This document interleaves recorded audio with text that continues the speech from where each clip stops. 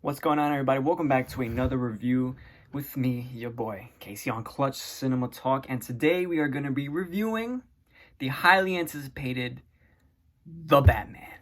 The newest... What's the word? I forgot the word of the newest... Not... It's like... In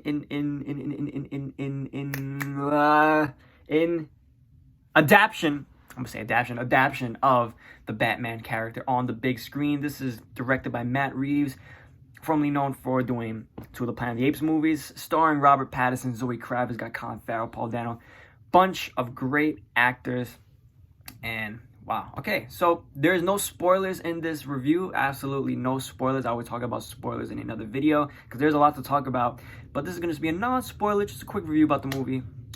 This movie is a noir detective film. If you ever seen the movies like Seven and like Chinatown, this movie has that overall feeling of those films. Just a great detective film, trying to figure out the clues, trying to be one step ahead of the antagonist, the villain, in this movie is the Riddler. The main villain is the Riddler. Just a quick summary, I guess. It's plays out the Batman in one of his early years, and Riddler is scheming across the town, trying to let people know of a huge secret about the city of Gotham. Amazing cinematography. There's so many amazing, great shots. Very interesting. The first 10 minutes of the movie, they really play heavily into horror type ambiance and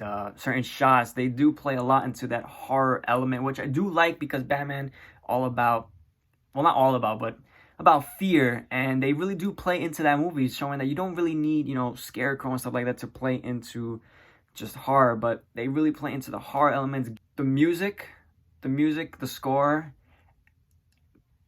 I would rate that 10 out of 10. Absolutely beautiful. I've been listening to the Batman theme for the last 2 weeks, going to work back and forth. I would listen to it at least once, twice. Absolutely chef's kiss.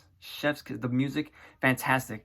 It gives that heroic sense, heroic feel, and the dark and gritty feel at the same time. And it's just a great song, and it's gonna be a classic. People are gonna hear that song and recognize the Batman, 100%.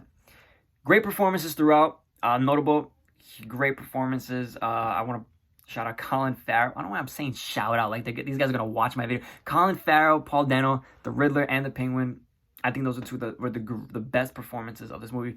And you got your Robert Pattinson and Zoe Kravitz. Another thing, Jim Gordon. Oh my goodness, who plays Jim Gordon again?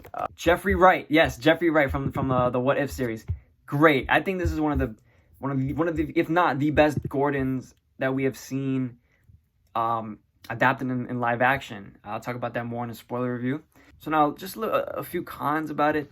At times, it did feel like a TV show in terms of pacing. It was really toward the middle of the film. A lot of, back and forth between locations and figuring out new clues and new information. It was just a lot of back and forth. It did feel like a show at times. The Batman has a runtime of 3 hours long, so I believe it could have been cut down maybe like a half an hour. Yeah, the pacing I think could have been a little bit smoother. But in this movie, we get more Batman than Bruce Wayne. Pattinson, he's really Batman the entire movie. You get Bruce Wayne a few times, but I really like that choice, him being Batman more, and this movie focusing more on the detective work than the actual combat. There's more detective work than we have seen previously. I know we've seen it a few times in Dark Knight and Batman Begins, but here they play all into the detective work. Him trying to be 2 steps ahead of the Riddler.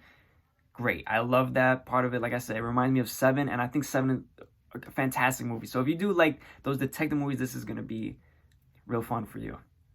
So overall, in conclusion, it was a fantastic take on Batman. It was a breath of fresh air. Because honestly, how can you make a bad Batman movie? I beyond me, just with the right passion and the right directors, and just it shouldn't be too hard. Batman, there's so much source material to go through and so much inspiration you could take, but hey, this was a great Batman movie. I don't know if I would put it, 10 out of 10 best Batman movie. It is one of the better ones, one of the, I say top 5, I can't think of top 3 right now, maybe top 3, but it's fantastic. The cinematography, the music, the acting, it's all great. It's all fantastic. I think I told one of my friends like a solid 8 out of 10. I think it's 8 out of 10. I want to go back and rewatch it again. That way I know now what I've seen from the first time. See it again. See if I could appreciate a little bit more. But no, it's a great movie. I completely recommend you go watch it.